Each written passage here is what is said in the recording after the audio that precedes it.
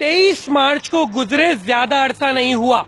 खुशियां, मुस्कुराहटें और जश्न का समा पाकिस्तान के तमाम मसाइल पर गालिब आ गया। सीने पर पाकिस्तान का बैच सजाए नन्हे मुन्ने बच्चे जुगनू बन गए और दहशतगर्दी के अंधेरों को अपने पुरअज़्म जगमगाते चेहरों से चीर डाला। टेलीविजन पर सफेद और सब्ज लिबास में मलबूस खूबसूरत एंकर्स मिली नगमे चलाते रहे तो स्क्रीन के सामने बैठे अवाम भी सीने पर हाथ रखकर उन नगमों पर गुनगुनाते रहे।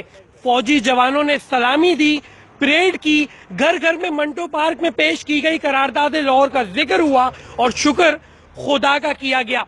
आप जरूर ये सोच रहे होंगे कि अजमत के तमाम मेयारों पर पूरा उतरते ये अजीम बानियाने पाकिस्तान, जिनका 70% काफिला ख्वाब पाकिस्तान को रियासत पाकिस्तान तक लाने में कुर्बान हुआ, जो मसीहा, गाय माता, गांव मुत्तर और सैकड़ों हाथों वाले भगवानों से मुसलमानों को निकालकर इस पाक सतान में लेकर आए, गुलामी कराते अंग्रेजों को बाहर धकेला, कानून साजी की, इदारे खड़े किए और वो तमाम रंग जिसकी जरूरत थी भरकर इस तस्वीर पाकिस्तान को मुकम्मल किया। क्या उन मुसव्विराने पाकिस्तान को इस शाहकार तस्वीर के बदले दुरुस्त नामों, रवैयों और तमगों से नवाजा गया? उनका शुक्रिया अदा करना तो दूर, क्या उनको उनके बुनियादी हुकूक दिए गए? मैंने बैसे तालिब इल्म इस पर तहकीक की, तारीख की वो गर्दालूद किताबें खोली जिनसे नई नस्ल नाशना है, न्यूज़पेपर्स पढ़े, इंटरव्यूज देखे तो ऐसा लगा जैसे तारीख मुझसे ऐसे आ चुपती है जैसे एक तवील अरसे से वो किसी की मुंतजिर थी। ये हकाइक दर्दनाक हैं लेकिन जान लेना जरूरी भी। पाकिस्तान बनाने वाले हों या उनकी औलादें, इस मुल्क में पनागुजीन, टेलियर, मक्कड़ और मटरवे ही समझे गए। बदकिस्मत तारीख कहिए या जीता जागता सच, बानिए पाकिस्तान मोहम्मद अली जिना हो या मादरे मिल्लत फातिमा जिना, इनकी मौत पर कई सवाल उठाए जाते हैं। वो तबई इंतकाल फरमा गए या कत्ल कर दिया गया? लोग इस बारे में मुख्तलिफ नजरियात रखते हैं, लेकिन तारीख की गवाही ली जाए तो इस बात का पलड़ा ज्यादा भारी हो जाता है कि इन्हें कत्ल किया गया। तारीख बताती है कि जियारत से कराची आते वक्त मारी एयरपोर्ट पर कोई बानिए पाकिस्तान को रिसीव करने तक ना आया, और फिर तबीयत की नासाजी जानते हुए भी खस्ता हाल, अद्वियात से महरूम एम्बुलेंस हो या उस एम्बुलेंस की खराबी के 4 घंटे बाद दूसरी एम्बुलेंस का पहुंचना मामलात वाजे कर देता है। शक की गुंजाइश भी उस वक्त खत्म हो गई जब इस मामले पर कोई इन्वेस्टिगेशन तक ना की गई। तो थे कायदे आजम, जिनके कत्ल के बाद उनकी बहन मादरे मिल्लत फातिमा जिना अवामी उम्मीदों का मरकज बन गईं, जो कि जमीनी खुदाओं के लिए एक बार फिर खतरे की घंटी थी। कायदे आजम की 2 बरसियां गुजर जाने के बाद भी मादरे मिल्लत कौम से इसलिए खिताब न कर सकी कि रेडियो पाकिस्तान पर उनका खिताब काट कर नशर किया जाता, जो वो नहीं चाहती थी। 1951 में उन्हें इंतजामिया की जानिब से ये यकीन दहानी कराई गई कि उनका खिताब नहीं काटा जाएगा, जिस पर इन्होंने खिताब कर लिया, लेकिन अफसोस वादा वफा ना हुआ और वो खिताब भी काट दिया गया।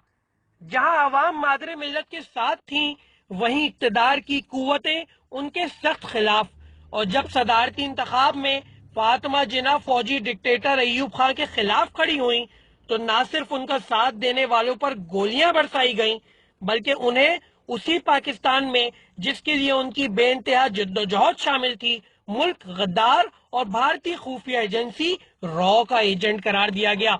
बाद अज़ा भारी हुकूमती मुदाखलत और धांधली के जरिए मादरे मिल्लत को इलेक्शन हरा दिया गया। तारीखदां उस वाक़ये को अयूब की जीत और पाकिस्तान की शिकस्त करार देते हैं। ना सिर्फ फातिमा जिना को इस तरह सियासत से धकेला गया, बल्कि उनकी मौत भी एक मौम्मा है। तारीख बताती है कि 7 जुलाई को फातिमा जिना ने एक शादी की तकरीब में शिरकत की, जहां उन्हें सेहतमंद देखा गया, लेकिन 2 दिन बाद 9 जुलाई को अचानक उनकी मौत की खबर चला दी गई। अवाम को उनके जज्दे खाकी के करीब जाने और उनके चेहरे का आखिरी दीदार करने की इजाजत तक ना दी गई। शायद उसकी वजह उनके जिस्म पर मौजूद तशद्दुद के निशान थे। लियाकत अली खान का कत्ल हो या दीगर ज्यादतियां, बानियान पाकिस्तान को नहीं कबूला गया, जैसे कि वतन आजाद कराना और हुकूक दिलाना जुर्म ठहरा। महाजरों की एक बड़ी तादाद इस रवैये से तंग आ गई और उन्होंने बांग्लादेश बना डाला। तो जहन्नम में जाए, तो फिर जहन्नम में जाए, तो फिर जहन्नम में जाए। ठीक है, ठीक है, फिर जहन्नम में जाए, जहन्नम में जाए।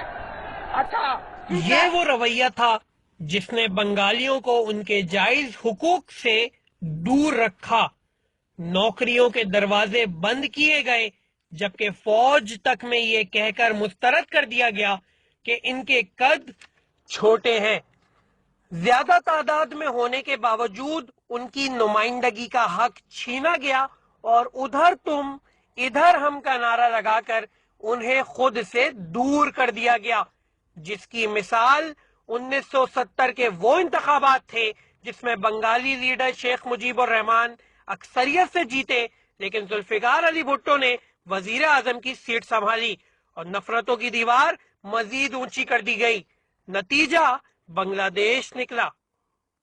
इतना जुल्म होने के बावजूद भी महाजरों की एक बड़ी तादाद ने बांग्लादेश जाने से इनकार किया और पाकिस्तान को ही अपना आखिरी हवाला बताया। लेकिन अफसोस, माजी हो या हाल, बानियान पाकिस्तान हो या उनकी औलादें, इनको नहीं कबूला गया। वो किस हाल में है, मुलाहिजा कीजिए।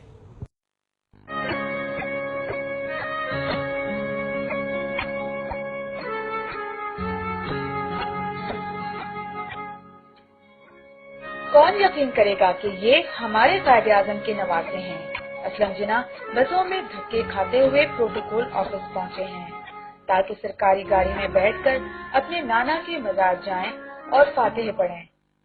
हम बराबर अपने बुजुर्गों का हर फर्ज जो भी होता है हम अदा करते हैं। जब तक मेरी जान में जान है, जब तक मेरे बदन में मतलब ताकत है, तो मैं अपने फर्ज को और अपने बुजुर्गों के फर्ज को सही तरीके से निभाऊंगा।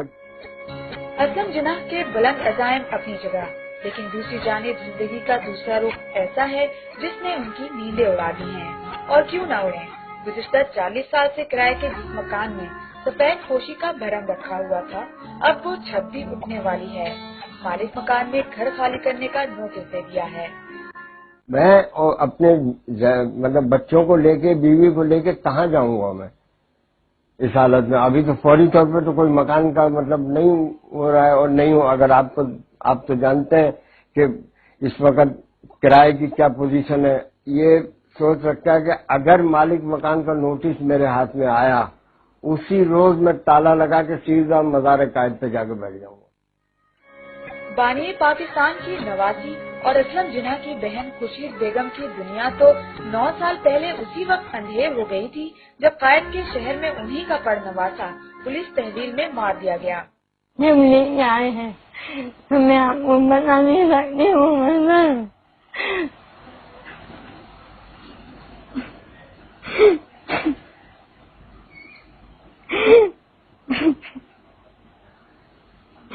दोनों आंखें खुली हुई थी, या आंसू बह रहे थे, मुझे देख रहा था। मैं कहती हूँ कि हमें दौलत की आजादी मैं पाकिस्तान में मिल जाए, मेरे बेटे का नैमुल बदल नहीं होता। 3 साल पहले ही असलम को हुकूमत की तरफ से वजीफा मुकर्रर किया गया है, लेकिन वजीफे का बड़ा हिस्सा माजूर बेटी और कैंसर की शिकार बीवी के इलाज पर खर्च हो जाता है।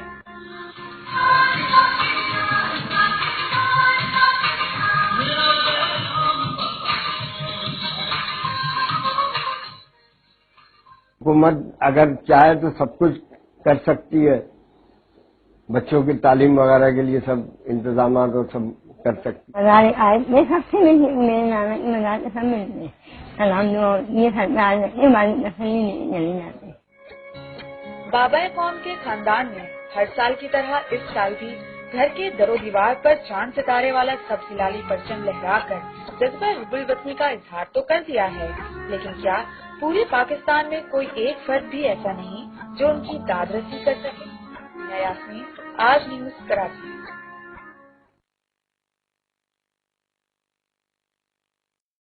ریسرچ تو بہت ہے لیکن کوشش ہے کہ مختصر انداز میں پیش کی جائے. پاکستان کو ایٹمی قوت بنانے والے ڈاکٹر عبدالقدیر خان کے کیا خیالات ہیں یہ بھی ملاحظہ کیجیے. قدیر صاحب کے خلاف کوئی کمپین کی جا رہی ہے اور یہ ثابت کرنے کی کوشش کی جا رہی ہے کہ اس بڑے پروجیکٹ میں جس میں پاکستان کو پرائڈ میں ملا اس میں ڈاکٹر عبدالقدیر صاحب کا اتنا حصہ نہیں تھا. ڈاکٹر صاحب آپ محسوس کرتے ہیں کہ آپ کے خلاف اس وقت ایک کمپین ہو رہی تھی اور کون کر رہا تھا؟ دیکھیے میں آپ کو بتاؤں بات کھلی لگے گی بری لگے گی. میں مہاجر تھا, میں نہ ایتھیشین تھا, نہ میں راوین تھا, نہ میں جاٹ تھا, نہ یہ تھا نہ وہ تھا. تو لوگوں نے مجھے کبھی اس طریقے سے قبول نہیں کیا. صرف قبول اس لیے کیا جو محبت ہے لوگوں کی. میں نے یہ کام کیا.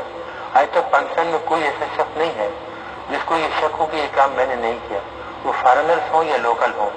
وہ سب کو پتا ہے, حکومت کو بھی پتا ہے کہ اگر میں انویسٹمنٹ نہیں کرتا اور ویپن نہیں بناتا تو یہ کوئی بھی قیامت تک بھی نہیں بنا سکتے تھے. ابھی تک یہ وہی بیل گاڑی چلا رہے ہوتے, کشمیر ہاتھ سے چلا گیا تو شاید لاہور بھی چلا گیا ہوتا.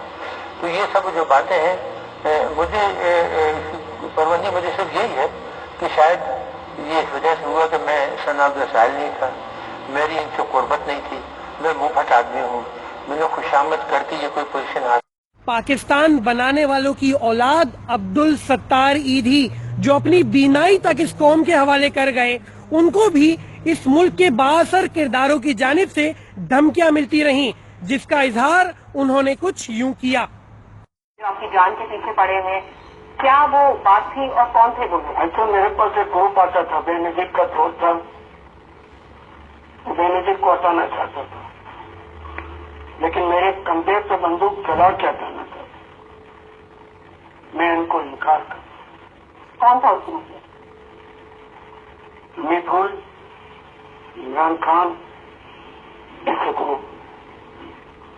مجھے کہا آخری میں آپ نہیں آئیں گے تو ہم آپ کو اٹھا کے لے جائیں گے اور بیان دے دیں گے. تو کہاں جاؤ گے؟ میں نے اسی رات کو کے تھرو لندن چلی گئی. میں تھوڑا نہیں وہاں جا کے بی بی سی کو بتا دیا, دنیا کو کمرے میں ڈال دیا. انویسٹر میرے پاس پہنچ گئے, آپ کو کیا تحفظ چاہیے؟ میں نے کہا نہیں, یہ تحفظ والا بندہ نہیں ہے, میں گزار ہوں لیکن میں فسادوں میں پانا نہیں. پاکستانی ہوں, پاکستان میں ہی رہوں گا, کہیں نہیں جاؤں گا. میرا کا ماحول ٹھیک ہو جائے میں واپس آ جاؤں. مثالیں بے شمار ہیں. اس ملک کی اشرافیہ نے نہ بانیان پاکستان نہ ان کی اولادوں کو تسلیم کیا اور نہ ہی ان کی نمائندگی کو. انتہائی ظلم کیا, تقاریر پر پابندیاں لگتی چلی گئیں اور غداری کے سرٹیفکیٹ بانٹے جاتے رہے. لیکن سوال یہ ہے کہ کیا اس ملک میں غدار صرف بانیان پاکستان کی نسلوں سے ہی نکلتے ہیں؟ کیا اس ملک کے وفادار تمام وہ لوگ ہیں جن کا تعلق بانیان پاکستان یا ان کی نسلوں سے نہیں ہے؟ کیا اس ملک کی اشرافیہ کبھی ہمیں اور ہمارے آباء و اجداد کو بھی محب وطن تسلیم کرے گی؟ میرے پاس تو اس بات کا جواب نہیں ہے, لیکن شاید آپ کو اس سوال کا جواب عاطف توقیر صاحب کی اس نظم کے اندر مل جائے. مشورہ ہے مجھے میرے احباب کا, ہونٹ سیلوں کے خطرہ میری جاں کو ہے. روشنی کے شکاری ہیں نکلے ہوئے, وحشتوں کی ضرورت شبستاں کو ہے. وہ جو شمشیر میرے تحفظ کو تھی وہ ہمیشہ میرا سر اڑاتی رہی. وہ جو معمور میری حفاظت پہ تھی, میری بندوق مجھ کو مٹاتی رہی. میں قلم کار تھا جس نے ہر حرف کو اپنی مٹی کی عظمت کا عنواں کیا. قوم کی سرنگونی کے احساس سے اپنے لفظوں کو وحشت پہ قرباں کیا. چپ رہا کہ میرے لفظ سچے سہی, خلقت شہر پر خوف طاری نہ ہو. سوچتا تھا کوئی سوچ کا زاویہ حاکموں کی سماعت پہ بھاری نہ ہو. پر میری چپ میں گھر میرا جلتا رہا, میری گلیاں کہ خبریں اگلتی رہیں. میرے اپنے کئی گمشدہ ہو گئے, مسخ لاشیں تواتر سے ملتی رہیں. سلسلہ ہوسناک چلتا رہا, شہر جلتا رہا, دیش جلتا رہا, لوگ مرتے رہے, در اکھڑتے رہے, ایک کے بعد ایک گھر اجڑتا رہا. آج سندھو سے فاٹا تلک خون ہے. میرے کشمیر بولان سنسانیاں, میرے شہروں میں ہیں عسکری ٹولیاں, میرے کھیتوں میں اگتی ہوئی گولیاں. مشورہ ہے مجھے میرے احباب کا, شہر میں زخم پر چیخنا جرم ہے, ظالموں کو سہولت مہیا کرو. سوچنا جرم ہے، بولنا جرم ہے.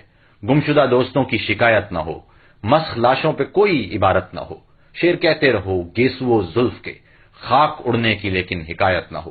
میرے احباب مجھ کو بتاتے نہیں، کیا میرا دیس بس خواب رہ جائے گا؟ ہو جو محدود پنڈی سے لاہور تک، کیا میرا ملک پنجاب رہ جائے گا؟ مشورہ ہے مجھے میرے احباب کا، ہونٹ سی لوں کہ خطرہ میری جان کو ہے.